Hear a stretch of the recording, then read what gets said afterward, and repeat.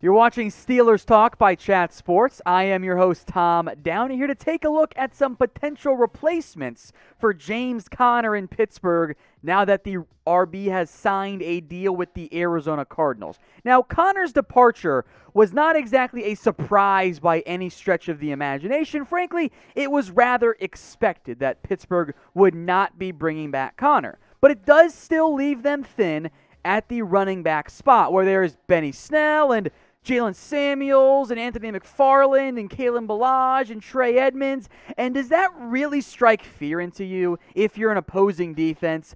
Though those border a little bit too much, at least for me, and I think Pittsburgh as well, on being just a guy. And there has been plenty of speculation and plenty of draft rumors and mock drafts and targets and all that good stuff on Pittsburgh adding a running back early in the 2021 NFL Draft. There are three names that jump out to me, be it in the first round, in a trade down, or a trade up in round 2, or if one of them falls somehow to the second round, that makes sense for Pittsburgh. And it's the three names that I'm sure you've all heard about: Najee Harris, Travis Etienne, and then Javonte Williams as well. Now, we'll discuss each of these three guys in more in depth in a second here. But before we do that, let me know in the comments, what running back do you think the Steelers should draft? Is it one of those three? Is it somebody else altogether? Get your votes in for me down in the comments section. All right, one by one now, and we'll spend some time on this graphic here. Najee Harris went from being maybe goes round 3 to, hey, this guy might be the first back taken in this year's NFL Draft. Showed great growth as well as a pass catcher and more big plays this year out of Najee Harris. I think he fits very well in the Pittsburgh Steelers offense. I would not be surprised whatsoever if he was the team's first-round pick. Travis Etienne, meanwhile, I am a huge fan of his.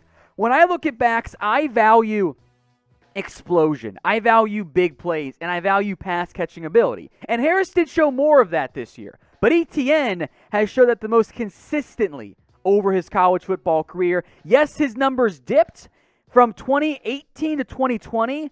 The yards before contact that Travis Etienne averaged dropped by a full 2 yards. That is significant, and that means his offensive line was simply not that good, which could also be a concern for the Steelers as well. Finally, there's Javonte Williams, the running back from North Carolina. If you want someone to break tackles, not be a premier athlete, but break a bunch of tackles for you in a rotation like he was for North Carolina, that is Javonte Williams to a T.